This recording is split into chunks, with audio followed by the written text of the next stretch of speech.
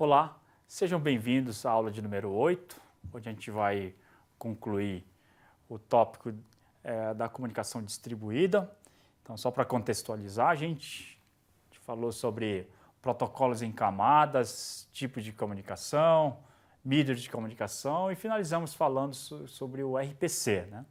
Na aula de hoje, a gente vai falar sobre as duas implementações da comunicação distribuídas, tá?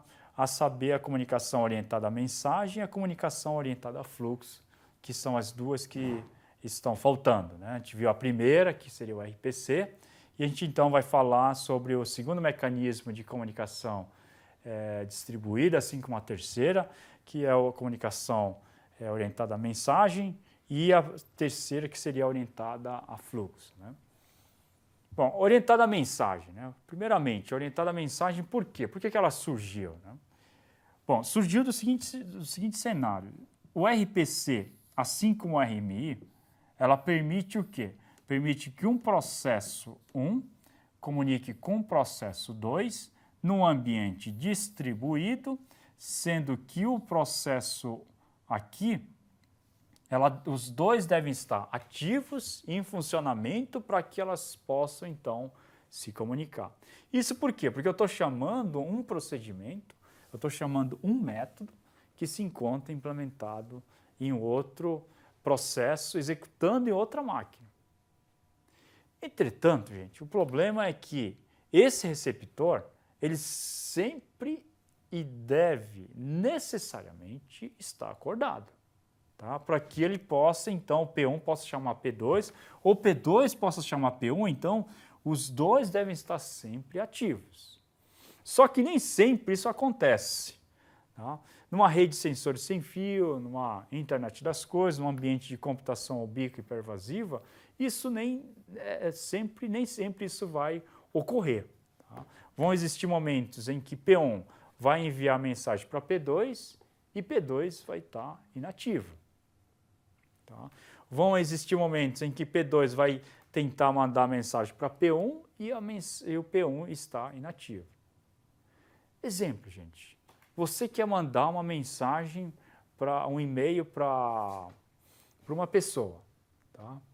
E essa pessoa, ela está com o computador desligado. Tá? O que vai ocorrer? Ela vai receber a mensagem imediatamente? Não. Tá? Mesmo o WhatsApp, né? Se você não tiver com ela ligada, ela não vai receber a mensagem, tá? Você pode dar o logout e fazer com que as mensagens não sejam recebidas. O Skype, mesma coisa. Se você não receber a mensagem, tá? Melhor dizendo, o e-mail, tá? Se você não enviar a mensagem, né? A mensagem, então, ela não só vai ser recebida, tá? No momento em que o destinatário estiver o quê? Estiver ativo. Se ela não estiver ativa, essa mensagem vai ser armazenada. Então, esse é o tipo de comunicação, que a gente chama de comunicação orientada à mensagem, em que funciona mais ou menos, uma analogia seria o e-mail, tá? Eu não preciso ter o destinatário com o computador ligado para que ele receba a mensagem. Eu posso enviar a mensagem, mesmo que seja meia-noite, 3 da manhã, quando o computador do destinatário está desligado. Ele não recebe mensagem imediatamente. Então, esse é o cenário de comunicação, tá, orientada à mensagem que a gente fala, que ela não requer que as duas partes estejam ativas, tá, para que elas possam, então, intercambiar mensagens. Tá? Então, como é que a gente contorna esse problema? Através do quê? Através de comunicação orientada à mensagem. Mas antes disso, tá, vamos falar sobre a implementação de comunicação orientada à mensagem, tá, que seria o MPI, tá? Message Passing Interface aqui, né? O objetivo, então, seria em função do aumento das arquiteturas paralelas, como data centers, né? O Google tem um data center, até a USP também, né? Ela tem um centro de dados onde os dados são armazenados, né? O próprio instituto onde eu trabalho tem centro de data centers, né? Então, um centro de dados onde vários dados de pesquisa podem ser armazenados e recuperados, minerados que a gente fala, né? Então, o que seria esse Message Passing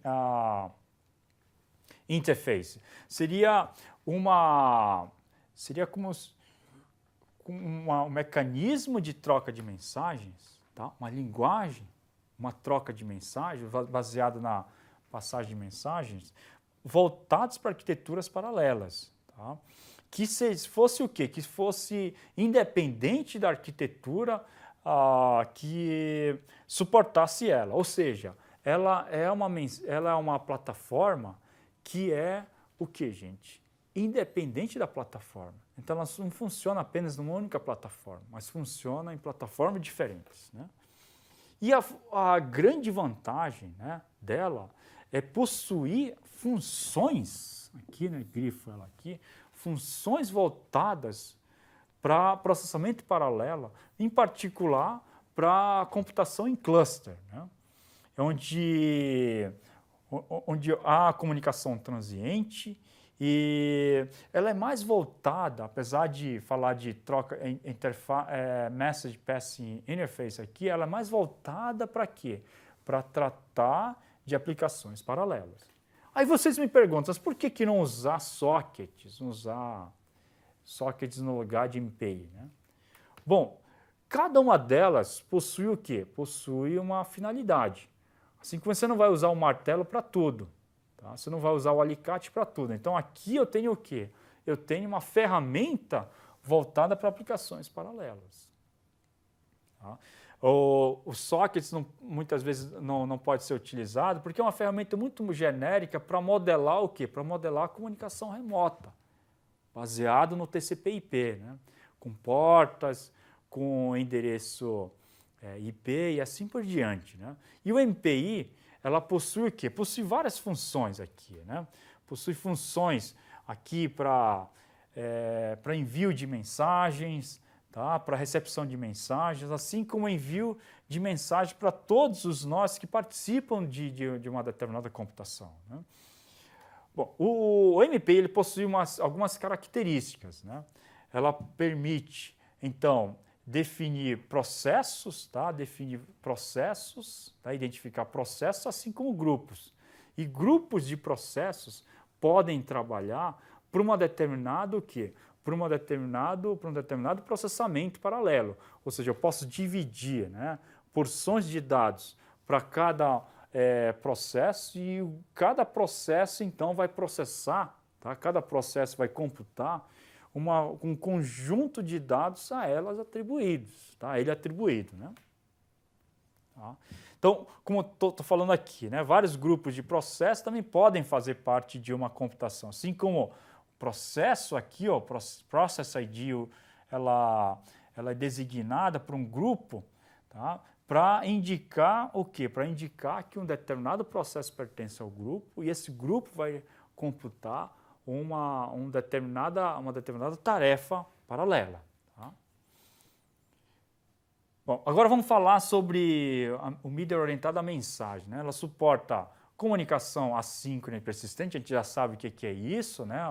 Assíncrona não precisa, ela continua a execução depois que envia a mensagem, e persistente ela armazena, né, a mensagem mesmo que o receptor e o emissor estejam fora do ar, né?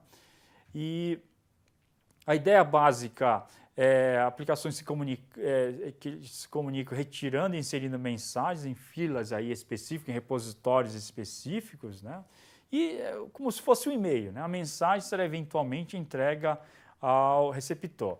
Ela é fracamente acoplada, tá? Uma vez que você não precisa, tá, ter o quê? Você não precisa ter o processo 1 e o processo 2 ativos, tá? Para que eles venham a funcionar. Tá? Então, o acoplamento entre os processos é menor do que o acoplamento de processos, tá, usando, por exemplo, um RPC. Tá? Para isso que ele foi desenvolvido, né, para ambientes com fraco acoplamento, contexto de fraco acoplamento. Né? Então, como eu falei para vocês, existe esse exemplo, como já tinha indicado aí, né? E essa ilustração aqui mostra como as 4 situações onde podem ocorrer o MOME, né? O middleware orientado à mensagem, né? Nesse cenário aqui, nota que os dois, tá, estão em execução. Tá? No segundo cenário, apenas o remetente está em execução. No segundo cenário, o remetente enviou a mensagem, se desligou, tá? E o receptor continua em execução. No terceiro cenário, o remetente enviou a mensagem, se desligou e o receptor continua o quê? Continua offline, né? Sem execução. Em 4 contextos aqui, o MOME chega a funcionar. Tá? Então, ela é diferente, tá, do RPC, uma vez que o RPC ela só vai funcionar nesse cenário aqui, onde os dois estiverem online. Os dois estiverem online para realizar essa comunicação. Tá? Bom, quanto ao MOME, a arquitetura, ela possui 4 componentes. Tá? A fila de fonte, a fila de destino, gerenciadores de fila e os repassadores. 4 componentes que a gente vai ver como os 4 elas funcionam, tá? Como os 4 interoperam para que ela possa, então, fazer o objetivo dela. Né? Então, fila de fonte é a fila no qual o remetente envia a mensagem, fila dos próximos locais do remetente e os próximos a ele. A ilustração seria isso aqui. Tá? Isso aqui é a fila do quê? A fila da fonte, né? Que ela vai receber a mensagem, tá? E vai ser enfileirada baseado o quê? Baseado numa determinada política. Pode ser o FIFO, o LIFO e assim por diante. Né? Fila de destino. Identifica o quê? A fila no lado do destinatário. A mensagem chega no lado do destinatário e essas mensagens precisam ser o quê? Precisam ser enfileiradas. Né? Gerenciadores de fila.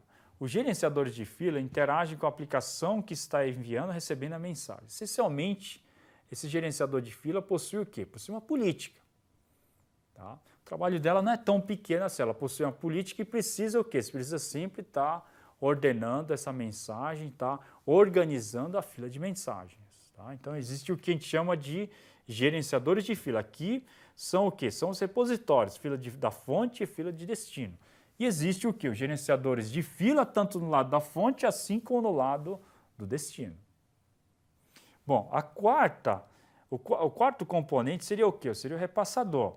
O repassador nada mais são do que gerenciadores de filas especiais que repassam mensagens para outros gerenciadores. Vou mostrar aqui uma ilustração para ficar mais fácil, tá? Fica mais fácil para vocês entenderem. Tá? Esse aqui é o quê? Esse aqui é a fila o quê? A fila de envio, tá? A fila da fonte. E aqui eu tenho o quê? Eu tenho os repassadores. Os repassadores recebem as mensagens e repassam para os outros repassadores. É como se fosse assim no ambiente de rede. No ambiente de rede eu tenho o quê?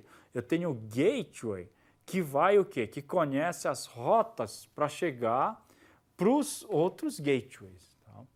Ora, uma mensagem que sai aqui de uma instituição, Univesp, e vai para a USP, ela tem o quê? Ela tem um portão de saída da Univesp e o portão de saída e entrada da USP, como se fosse uma guarita.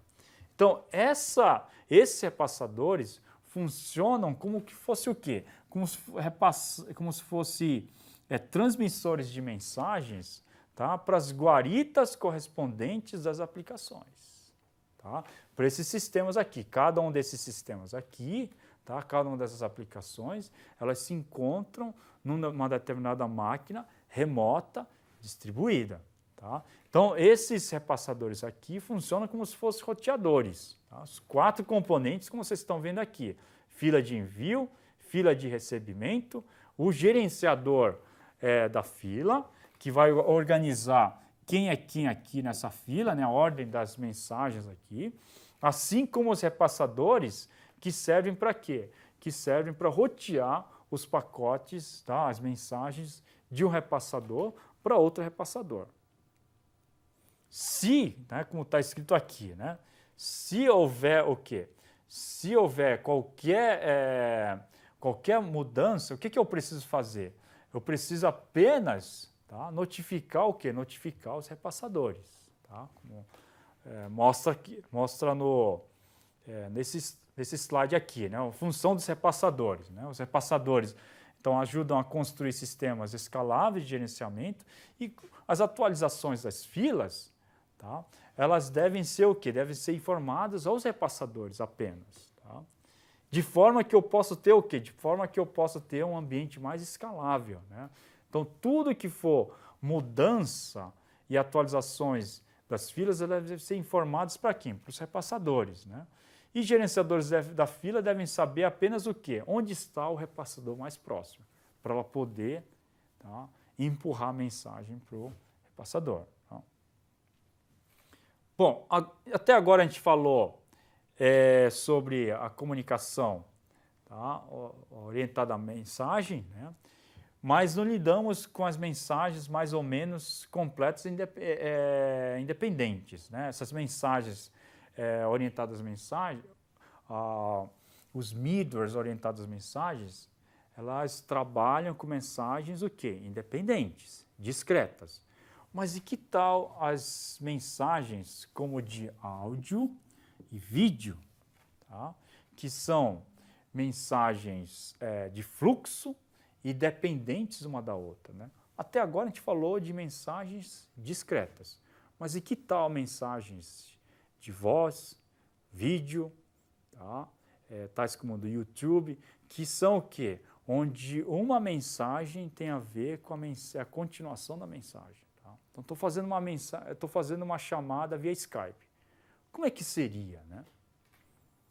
Essas mensagens, esses pacotes? Uma vez que todos os pacotes que seguem têm a ver com o quê? Tem a ver com a chamada do qual estou fazendo.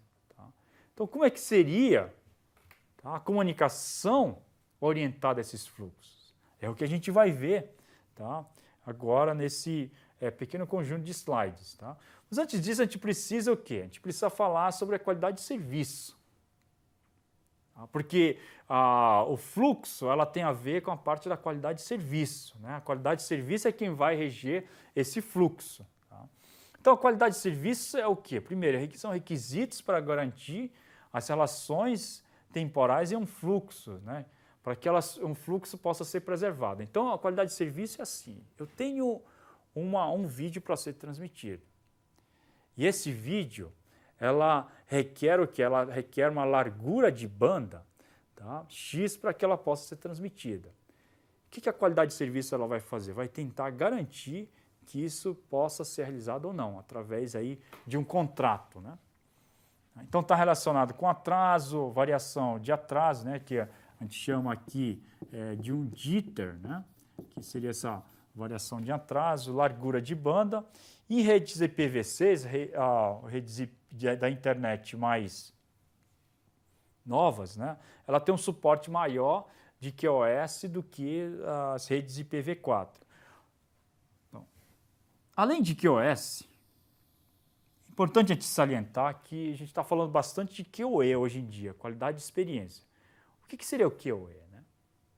Bom, se você entrar no WhatsApp ou no Skype, depois que você termina a ligação, normalmente sai aquele ranking, né, de 1 estrela, 2 estrelas, 3 estrelas, 4 ou 5 estrelas. Aquilo dali é a qualidade de quê? De experiência. As estrelas que você marca, qualidade de experiência. Ou seja, a qualidade de experiência é mais subjetiva. Eu achei o serviço bom ou ruim? Tá? Enquanto que a qualidade de serviço, ela é o quê? Ela é mais objetiva, ela é quantitativa, a qualidade de serviço. Qualidade de experiência, ela é o quê? Ela é mais qualitativa. Né? Tá? Qualitativa, enquanto que QoS é o quê? QoS é mais quantitativa. Tá? Então, essa seria a diferença que a gente tem entre a qualidade de experiência e a qualidade de serviço. Tá? Isso por quê? Porque hoje em dia existe um grande avanço dos pacotes, né, dos fluxos de dados, que não são só pacotes de dados, mas são o quê? São vídeos. Né? Tá? Bom, Aí, dentro da, vamos dizer assim, dentro da comunicação orientada a fluxo, existem várias técnicas, tá? Que a gente chama de essas técnicas, que uma delas seria o serviço diferenciado, assim como a bufferização para reduzir a variação de atraso no receptor. Tá? Então, existem várias técnicas para a gente implementar essa comunicação, tá, orientada a fluxo. A primeira técnica seria o serviço diferenciado. Então, classe 1, Skype, classe 2, WhatsApp, classe 3, FTP, que seria transferência de arquivo. E assim por diante, a gente diferencia essas classes de serviço. A segunda forma seria a bufferização. O que seria a bufferização? Nota, eu tenho que enviar esses 3 pacotes aqui, esses 8 pacotes. Tá? E eles chegam mais ou menos nessa ordem aqui. Ó. Tá? Vocês notam que quando eu entro no YouTube, o que ele faz? Ele dá um tempo, que é o tempo do buffer, e depois de um determinado tempo ele solta o quê? Solta o vídeo. É o que acontece com o quê? Com a bufferização. Então, solta o vídeo, tá? E vai bufferizando e soltando o vídeo. Nota que durante esse tempo aqui, ó, 6 pacotes chegaram. O 7º entrou aqui, o 8º nesse ponto aqui. O único ponto que não vai dar certo seria o quê? Seria o 8º pacote. Tá? Então, essa técnica já funcionou. Mas, entretanto, eu tenho o quê? Tenho um overhead aqui de quê? De que ele vai ter que esperar durante o quê? Durante 10 segundos para que esse vídeo, então, possa ser exibido. Terceira técnica seria o que a gente chama de Forward Error Correction. Tá? Essa Forward Error Correction é assim, eu tenho esses dados que são enviados nessa ordem aqui, esses pacotes. Vamos dizer assim, um vídeo. Tá? Os entregues foram esses aqui, só que esse conjunto de pacote aqui, que seria o 3º pacote, ele foi perdido. Se aparecer do jeito que está aqui,